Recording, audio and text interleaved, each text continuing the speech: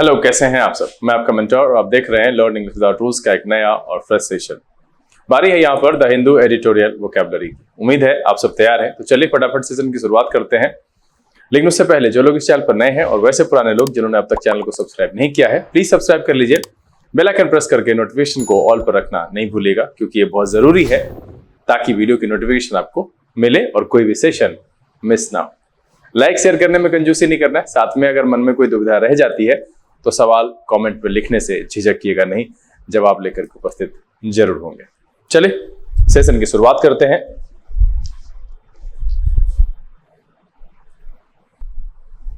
Learn English without rules के session में एक बार फिर से आप सबका तहे दिल से स्वागत है। उम्मीद है आप सब तैयार हैं, तो चलिए फटाफट सेशन की शुरुआत करते हैं और लाए गए वर्ड्स को बारी बारी से आपके सामने रखते हैं। आज के सेशन में जो पहला वर्ड लिया है मैंने, बहुत ही कॉमनली यूज्ड है वर्ड है मीडियोकर। मीडियोकर एडजेक्टिव की तरह प्रयोग होता है और फिर कहेगा सर इसको क्यों डाल दिया। देखिए बहुत सारे ऐसे बच्चे हैं, आज मैंने अपनी क्लास में ऐसे जब मैं पढ़ रहा था तो मैं जब क्लास पहुंचा तो मैंने बच्चों से पूछा कि अच्छा बताओ तो मीडियोकर किस किस को पता है। 2 या 3 बच्चों ने हाथ उठाया। तो मुझे लगता है कि चूंकि ये लिस्ट में था भी नहीं और बहुत सारे बच्चों को नहीं पता है, तो जो वर्ड लिस्ट में नहीं है मैं डालता जाता हूं। वैसे संख्या ज्यादा नहीं है, संजोग बड़ा अच्छा है, तारीख 24 है, साल 24 है, वर्ड्स भी आज 24 ही है। तो चलिए, मीडियोकर का मतलब होता है of not very high quality. क्या है? Of not very high quality, मतलब है औसत दर्जे का या साधारण। इस अर्थ में हम मीडियोकर का इस्तेमाल करते हैं। कोई भी चीज अगर औसत दर्जे का है, साधारण है, उसके लिए आप मीडियोकर इस्तेमाल कर सकते हैं। सिनोनिम की बात करें ऑर्डिनरी, कॉमन एंड एवरेज। क्या हो जाएगा? Ordinary, common and average.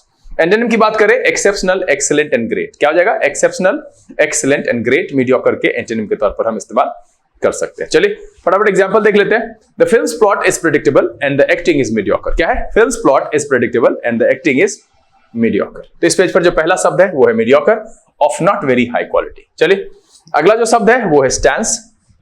Stance noun की तरह इस्तेमाल होता है और इसका मतलब होता है the opinions that somebody expresses publicly about something. क्या है? The opinions that somebody expresses publicly about something. इसके लिए हम स्टैंस का इस्तेमाल करते हैं, मतलब है किसी विषय पर सार्वजनिक रूप से व्यक्त किसी का दृष्टिकोण। तो स्टैंस का सीधा सीधा मतलब है दृष्टिकोण से, व्यू पॉइंट से। सिनोनिम की बात करें attitude, view point and opinion. क्या हो जाएगा? Attitude, view point and opinion.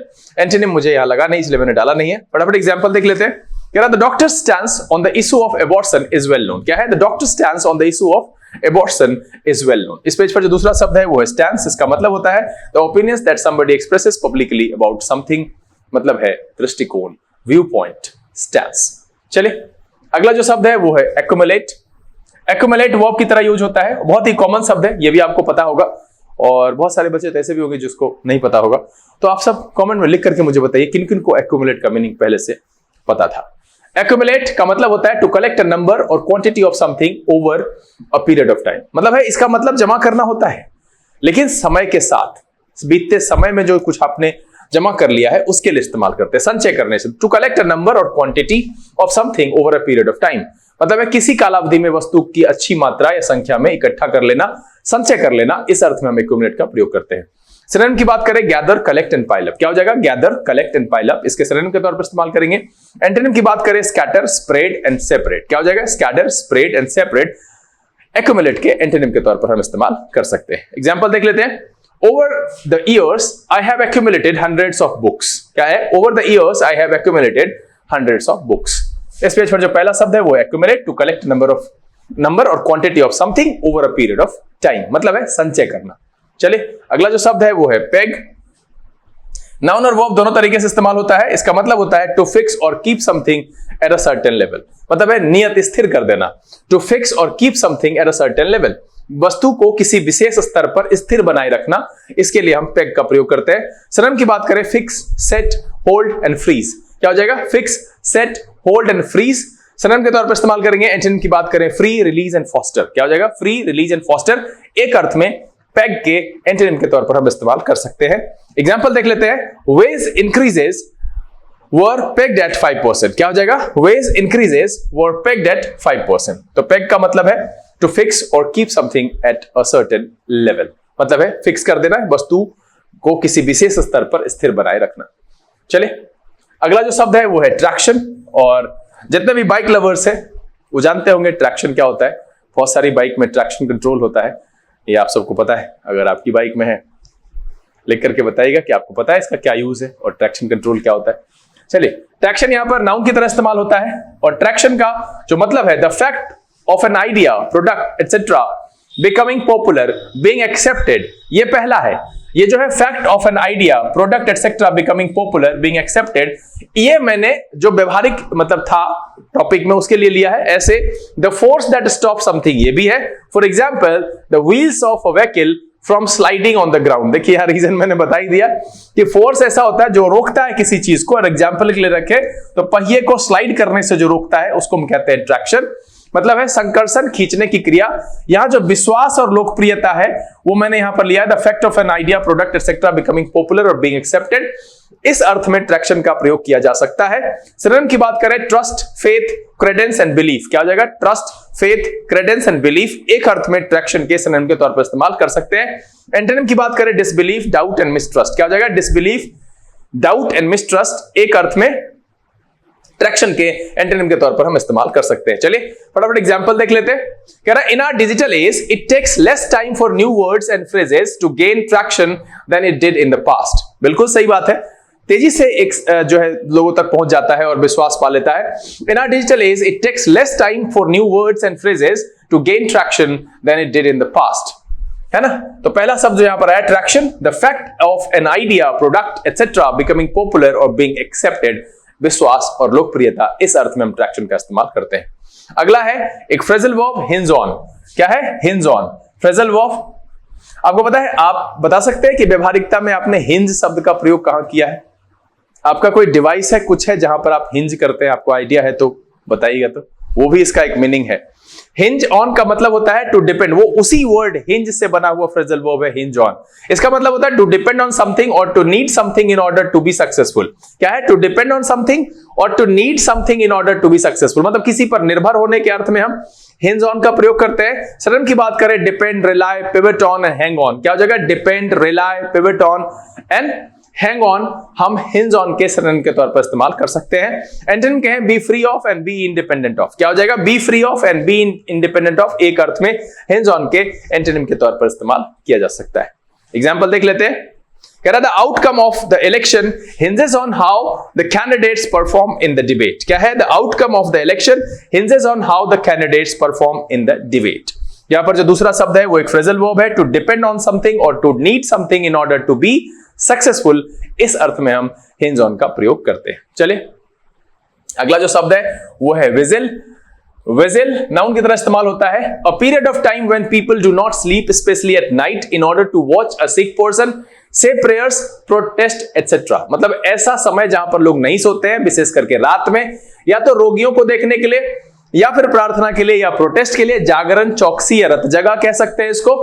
Vigil का मतलब होता है period of time when people do not sleep especially at night in order to watch a sick person, say prayers and protest etcetera, इस अर्थ में इस्तेमाल करते हैं। सिनोनिम की बात करें look out, vigilance and heat, क्या हो जाएगा? Look out, vigilance and heat. Antonym की बात करें इग्नोर, नेग्लेक्ट एंड स्लेकनेस, क्या हो जाएगा? इग्नोर, नेग्लेक्ट एंड स्लेकनेस एक अर्थ में विजिल के एंटोनिम के तौर पर हम इस्तेमाल कर सकते हैं। एग्जांपल देख लेते हैं। His parents kept vigil beside his bed for weeks before he dies, क्या है? His parents kept vigil beside his bed for weeks before he dies. यहां पर जो पहला वर्ड है वो है vigil, the period of time when people do not sleep especially at night in order to watch a sick person, say prayers, protest etcetera. चलिए अगला जो शब्द है वो है फ्यूरोरे या फ्यूरर, दोनों होता है ब्रिटिश और अमेरिकन में। फ्यूरोरे का मतलब ये पहले नाउन की तरह इस्तेमाल होता है और इसका मतलब है ग्रेट एंगर और excitement expressed toward something bye a number of people, मतलब किसी घटना के प्रति बड़ी संख्या में लोगों द्वारा जो अत्यधिक क्रोध, आवेश की अभिव्यक्ति होती है, सार्वजनिक उत्तेजना या आक्रोश या हंगामा, उसके लिए फ्यूरोर का प्रयोग करते हैं। सिनोनिम की बात करें टर्मोइल, पेंडेमोनियम एंड आउटक्राई, क्या हो जाएगा? टर्मोइल, पेंडेमोनियम एंड आउटक्राई फ्यूरोर के सिनोनिम के तौर पर इस्तेमाल कर सकते हैं। एंटोनिम की बात करें हस, पीस, ट्रैंक्विलिटी एंड क्वाइट, क्या हो जाएगा? हस, पीस, ट्रैंक्विलिटी एंड क्वाइट, इसके फ्यूरोर के एंटोनिम के तौर पर हम इस्तेमाल कर सकते हैं। एग्जांपल देख लेते हैं। His recent article on domestic violence caused a furore, क्या है? His recent article on domestic violence caused a फ्यूरोर।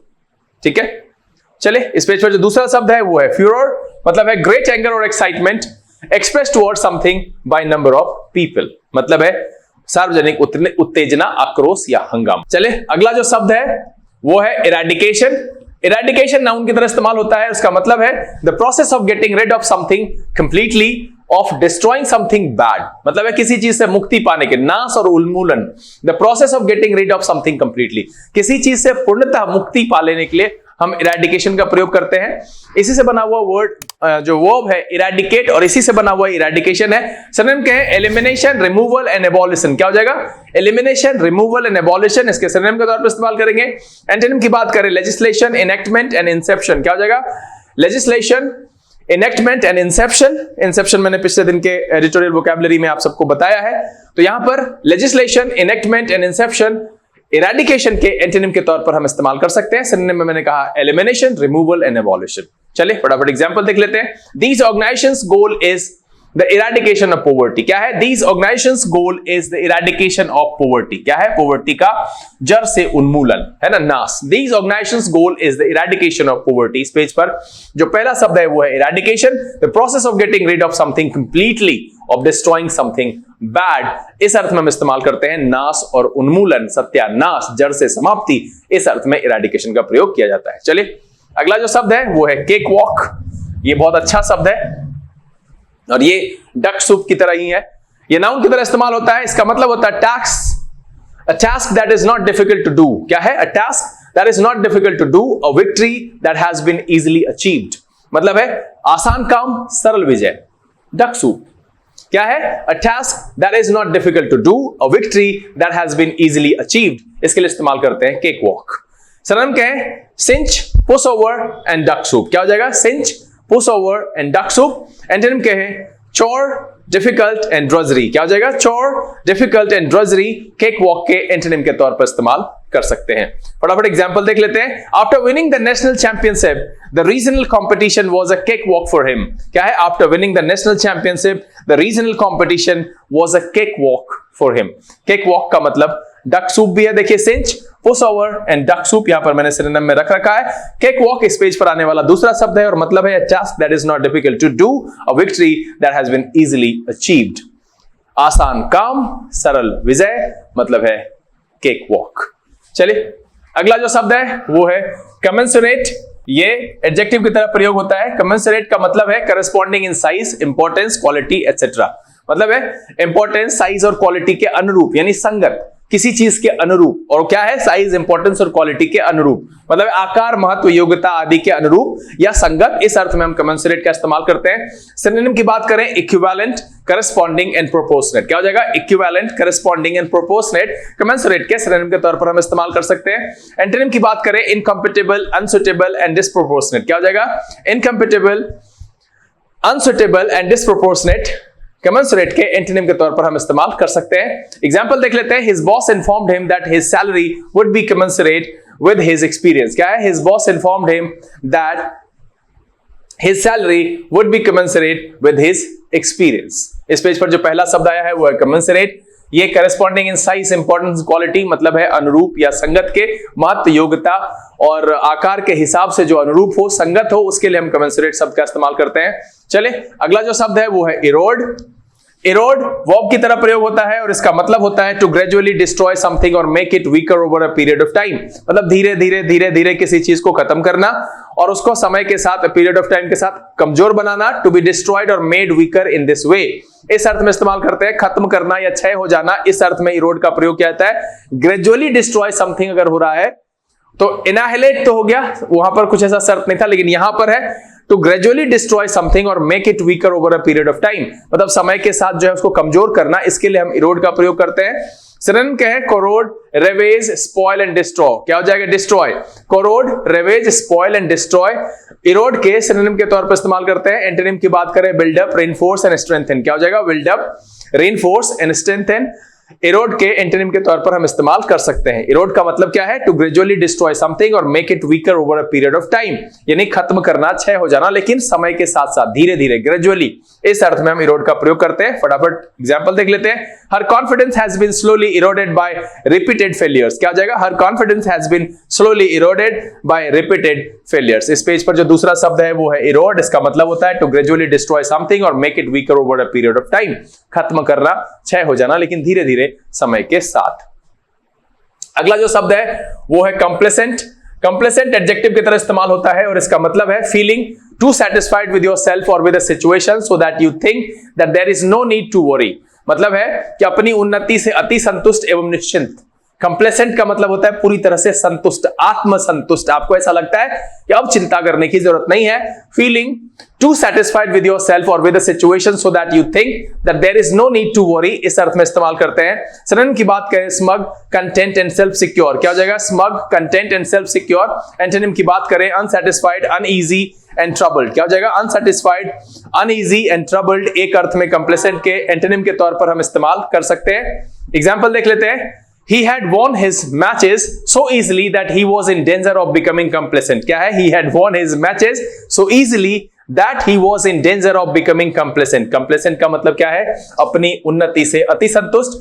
Feeling too satisfied with yourself or with the situation so that you think that there is no need to worry. जहां पर आप अपने आप से आत्मसंतुष्ट हो जाते हैं और आपको ये लगता है कि अब चिंता की कोई जरूरत नहीं है। That is called complacent. चलिए अगला जो शब्द है वो है जार। ये नाउन और वर्ब दोनों तरीके से इस्तेमाल होता है। टू हर्ट और damage something as a result of sharp knock और टू हैव एन अनप्लेजेंट और एनोइंग इफेक्ट।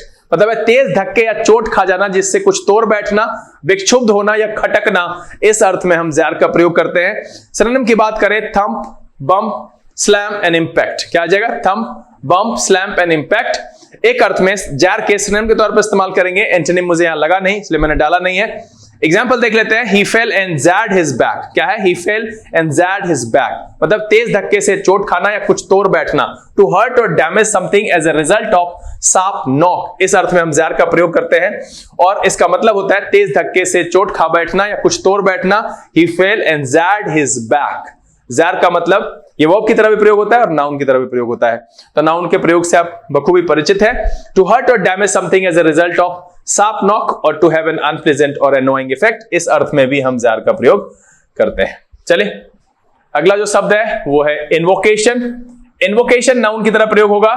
इसका मतलब है रिक्वेस्ट और appeal for help from someone, especially a god, sometimes as a part of religious ceremony. पहला है कि उसको आप कह सकते हैं प्रार्थना, विनती, अनुनय, इस अर्थ में। किससे भाई? मदद के लिए, किसी से भी, स्पेशली भगवान से।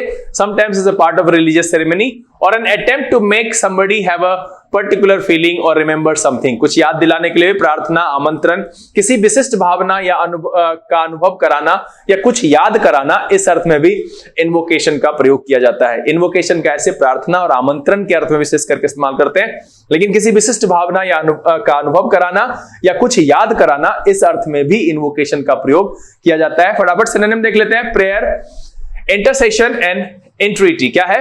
प्रेयर, इंटरसेशन एंड एंट्रीटी एक अर्थ में इन्वोकेशन के सिनोनिम के तौर पर इस्तेमाल करेंगे। एंटोनिम की बात यहां पर मैंने की नहीं है, लगा नहीं मुझे। प्रार्थना और आमंत्रण के उल्टा में कुछ ऐसा समझ में नहीं आया, इसलिए मैंने इसको छोड़ दिया है। एग्जाम्पल देख लेते हैं। Invocation of legal procedures in particular court action seems to have decline in recent years. क्या है? Invocation of legal procedures in particular court action seems to have declined in recent years। इस page पर जो पहला शब्द आया है वो है invocation। इसका मतलब होता है request or appeal for help from someone, especially a god, sometimes as a part of religious ceremony, या फिर or an attempt to make someone have a particular feeling or remember something। मतलब है प्रार्थना से, आमंत्रण से किसी विशिष्ट भावना का अनुभव करना, कराना या कुछ याद कराने के अर्थ में हम invocation का प्रयोग करते हैं। चलिए अगला जो शब्द है वो है कंसीलिएशन।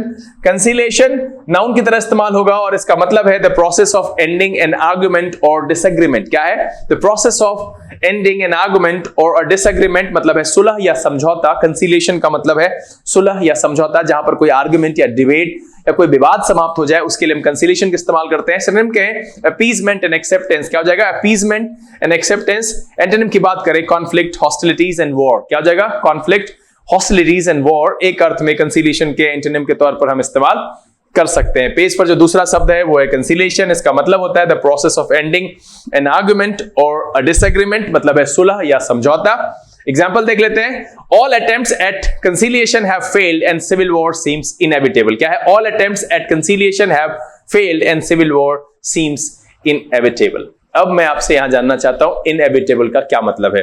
आप कमेंट में लिख करके मुझे जरूर बताइए कि इनएविटेबल का मतलब क्या है, क्योंकि मैंने इसको पढ़ाया है और एक बार नहीं कई बार ये एक तो वर्ड के तौर पर भी आया है और एंटोनिम सिनोनिम्स में मैंने इसकी कई बार चर्चा की है।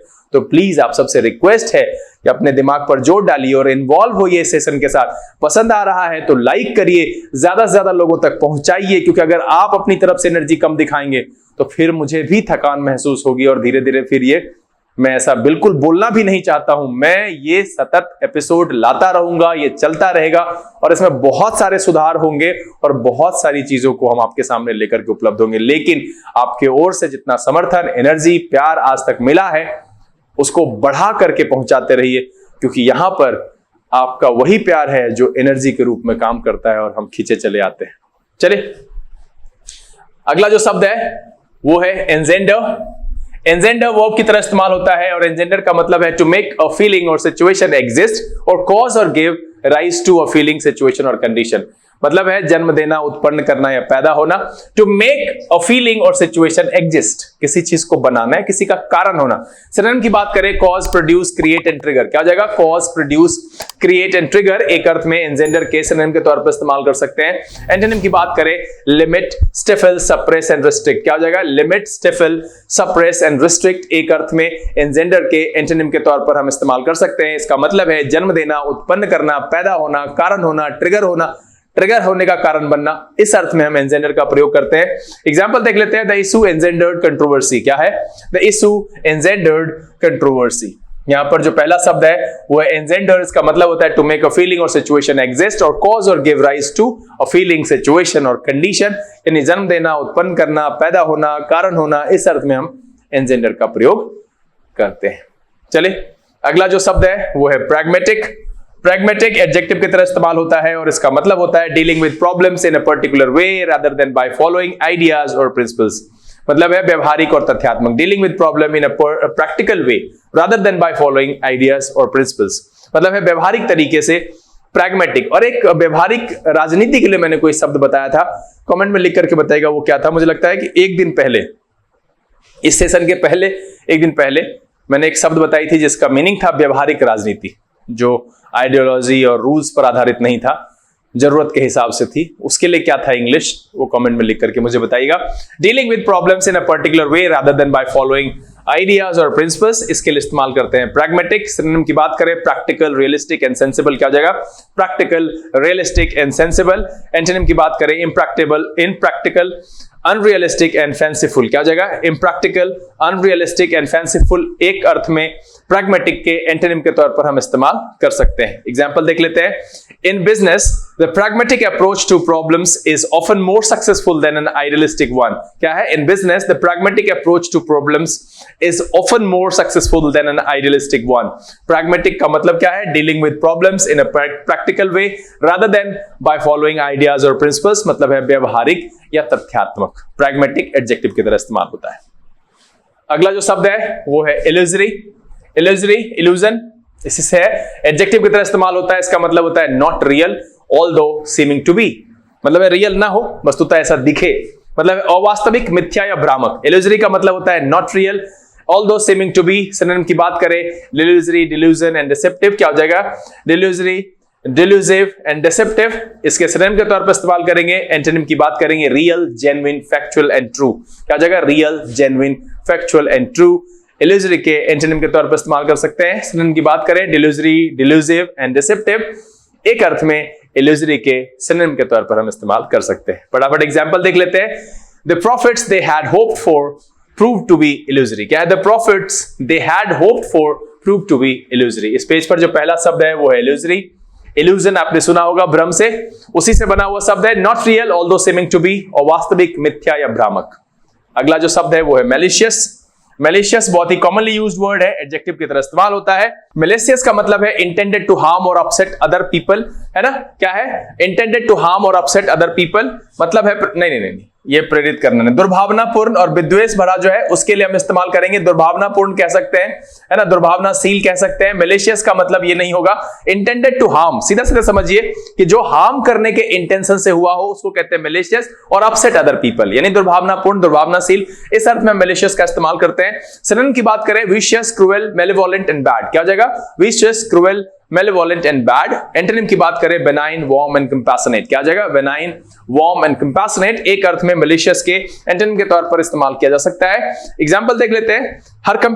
he complained that he had been receiving malicious phone calls, क्या है? he complained that he had been receiving malicious phone calls। Page पर जो दूसरा शब्द है वो है malicious, मतलब है intended to harm or upset other people, मतलब है दुर्भावनाशील, दूसरों को ठेस पहुंचाने, दुख पहुंचाने के उद्देश्य से कुछ करते हो, कुछ हुआ हो, उस वैसी जो आदत है, वैसी एक्टिविटी है, एक एडजेक्टिव के तौर पर इस्तेमाल हो रहा है। मैलिशियस का मतलब है दुर्भावनापूर्ण या दुर्भावनाशील, इंटेंडेड टू हार्म और अपसेट अदर पीपल। अगला जो शब्द है वो है fall out. Fall out noun की तरह प्रयोग होता है और इसका मतलब है द अनप्लेजेंट रिजल्ट्स और इफेक्ट्स ऑफ एन एक्शन और इवेंट। मतलब क्या है? अनप्लेजेंट रिजल्ट्स और इफेक्ट्स ऑफ एन एक्शन और इवेंट, मतलब है नतीजा, प्रभाव या परिणाम। अब देखिए यहां पर है नतीजा है, प्रभाव है, परिणाम है, लेकिन एक चीज गौर से देखिए कि यहां पर क्या लिखा हुआ है? Unpleasant results. अब देखिए मैं चाहूं तो वर्ड टू वर्ड भी मीनिंग रख सकता हूं कि एक शब्द का एक जो है एक से ज्यादा शब्द रख दूं, इसका ये मीनिंग हुआ इजी इजी वाला। मैं इतना लंबा क्यों रखता हूं कहानी के टाइप, ताकि आप समझो कि अब यहां पे परिणाम कहा तो सुखद परिणाम भी हो सकता है, दुखद परिणाम भी हो सकता है। तो ऐसा नहीं कि परिणाम बोला तो बस फॉल आउट रख दिया, ये सोचना है कि भाई फॉल आउट का किस तरीके का परिणाम है। ये इसीलिए है ताकि जब आप क्लोज टेस्ट बनाओ तो अगर यहां पर सुखद परिणाम, दुखद परिणाम के लिए जो अनप्लेजेंट और प्लेजेंट रिजल्ट्स है इसको डिफरेंशिएट करके जो पैराग्राफ में कह रहा है उसके हिसाब से चुन पाओ, फिलर्स में सही चुनाव कर सको, एंटोनिम सिनोनिम्स के समय पर सही चुनाव कर सको, तो गलतियां कम होंगी। इसीलिए सिर्फ ऐसा नहीं कि ये वोकैबुलरी का सेशन है कि आप इसको लिख लिया, रट लिया, आप समझो, चिंतन करने की कोशिश करोगे आखिरकार शब्दों का इस्तेमाल कैसे हो रहा है। तो फॉल आउट का क्या है? अनप्लेजेंट रिजल्ट्स और इफेक्ट्स है ऑफ एन एक्शन और इवेंट, नतीजा है, प्रभाव है, परिणाम है, लेकिन कैसा? नेगेटिव।